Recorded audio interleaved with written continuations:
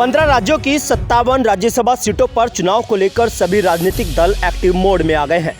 UP की 11 राज्यसभा सीटों पर 10 जून को वोटिंग होगी, जिसमें समाजवादी पार्टी की ओर से 2 सदस्यों के नामों पर मोहर लग चुकी है, जिनमें पहले नंबर पर कांग्रेस छोड़कर सपा में शामिल हुए कपिल सिब्बल हैं, तो वहीं दूसरे नंबर पर जावेद अली खान हैं, जिन्होंने राज्यसभा के लिए नामांकन भी कर दिया है।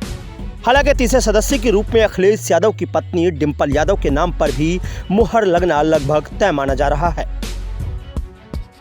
कपिल सिब्बल जी वरिष्ठ अधिवक्ता रहे हैं, देश के जाने माने केसेस उन्होंने लड़े हैं।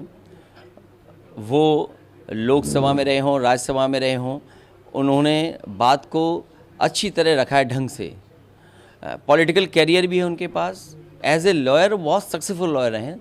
तो हमें उम्मीद है कि देश में जो बड़े बड़े सवाल हैं आज देश किस रास्ते पर है। आज बेरोजगारी सबसे ज़्यादा है, महंगाई रुक नहीं रही है, कानून व्यवस्था ध्वस्त होती चली जा रही है, हमारी सीमाएं सुरक्षित नहीं हैं, चीन लगातार हमारी सीमाओं के अंदर आ रहा है।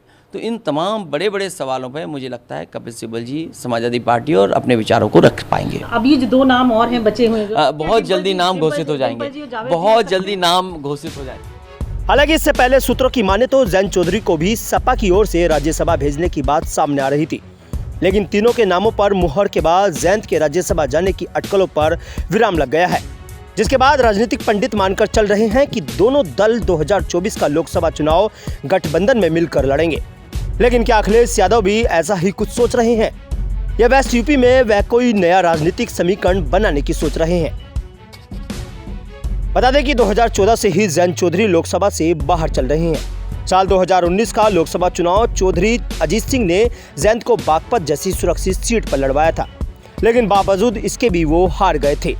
2022 के यूपी के विधानसभा चुनाव के दौरान कहा जा रहा था कि समाजवादी पार्टी की सरकार बनने पर वह अहम भूमिका में आ सकते हैं। रालोद के अंदर तो उनके डिप्टी सीएम तक बनने की बात सुनने को मिली थी, लेकिन समाजवादी पार्टी बहुमत से दूर रह गई।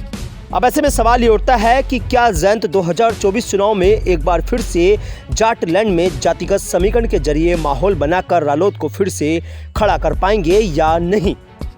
वहीं सपा गठबंधन को लेकर भी अखिलेश के सामने जैन को 2024 तक साथ बनाए रखना अखिलेश के लिए बड़ी चुनौती होगा। Bureau report, news 18। फेसबुक और यूट्यूब के बाद अब आपका पसंदीदा चैनल न्यूज़ 18 डेली हंट पर भी फॉलो करें।